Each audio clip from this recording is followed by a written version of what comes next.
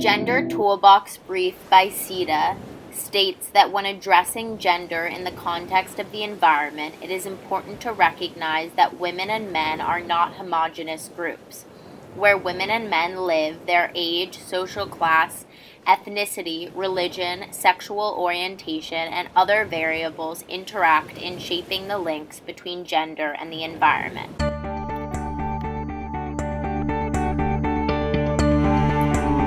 In order to effectively evaluate the connection between gender, culture, and nature, it is helpful to consider a framework by the Swedish Society for Nature Conservation.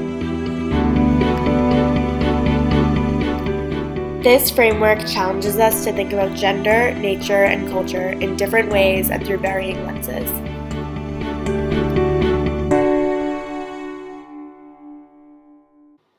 It uses three categories to draw connections between the interrelated concepts of gender, culture, and nature.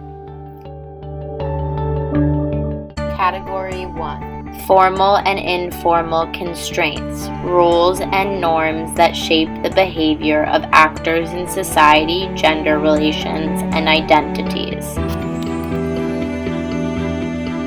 Category 2. Division of labor, the tasks and responsibilities that women and men are expected to fulfill in private and public arenas. Category 3. Access to and control over resources, the resources in a broad sense that men and women have access to and power to decide over.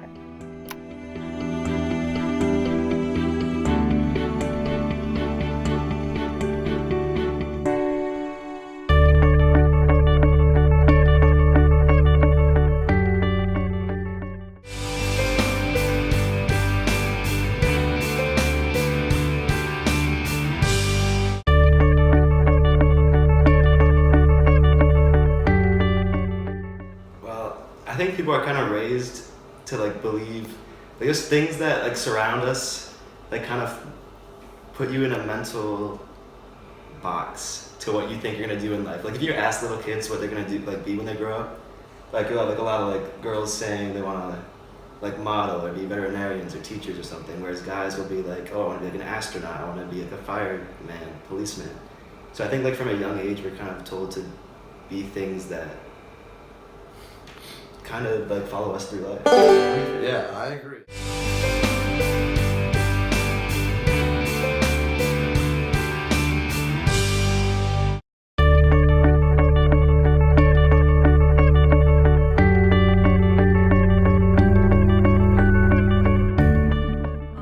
A lot of people feel pressured into certain jobs because of their gender. That's why a lot of girls don't go into math and science and engineering. Because actually when they're young, they're basically told, oh, girls aren't as good at math. Girls are better at English, girls have better verbal skills, which is, research has shown that's not really true. But because people believe that, they don't really pursue those jobs because they're gonna pursue the job that they think they're gonna do well in and they're gonna make money. So yeah, the norms have a lot to do with what you do and what your aspirations are. Obviously, I've heard that women, they ask for fewer promotions than men because they don't think they're as qualified or they don't think their work is up to par. As clearly illustrated through the interviews, gender has a significant impact on division of labor, which in turn can help determine the relationship between individuals and the environment. Sam adds initial perspective to this topic by stating that gender and cultural norms that have a significant impact on individuals from a young age play a large role in shaping how people behave, perceive themselves, and ultimately what professional roles they take on. Claudia is also correct in her assessment that women and men tend to go into different fields, but the relative lack of women in professions involving engineering and mathematics, when compared to their male counterparts, is not the only example of gender norms helping determine the professions of individuals. This phenomenon is significant when considering the environment, because the cultural factors that partially determine the professions of women and men can play a huge role in shaping their relationships with the environment. For example, CETA states that women and men's exposure to toxic chemicals depends on the division of labor in the private and public sector, and that men dominate the waged mining sector and are exposed to toxic mining chemicals, while women are disproportionately exposed to pesticides and non-waged agriculture activities. This is just one example illustrating how norms surrounding gender and culture can have a significant impact on division of labor, which in turn can mediate the relationship between individuals and the environment in a huge way.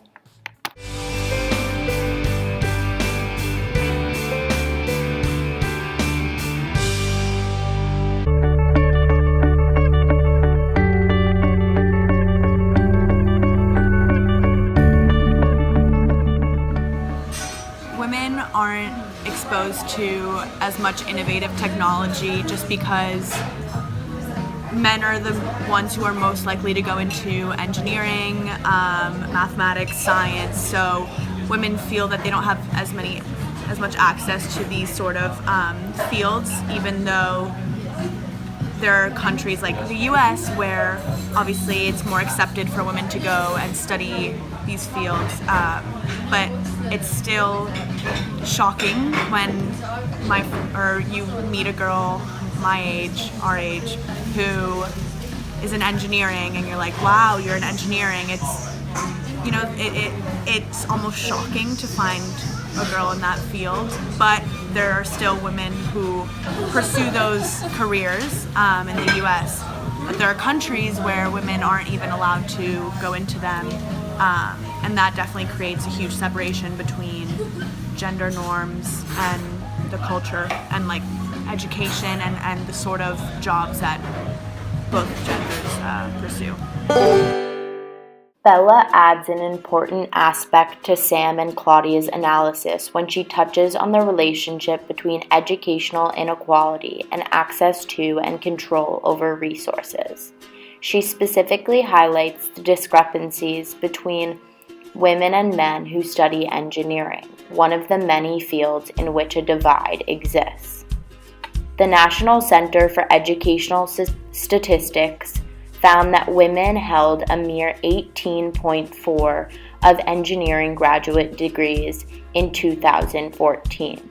Engineering is only one of the more lucrative professions in which males are more represented than females. Pew Research finds that women earned 83% of what men earned in 2015.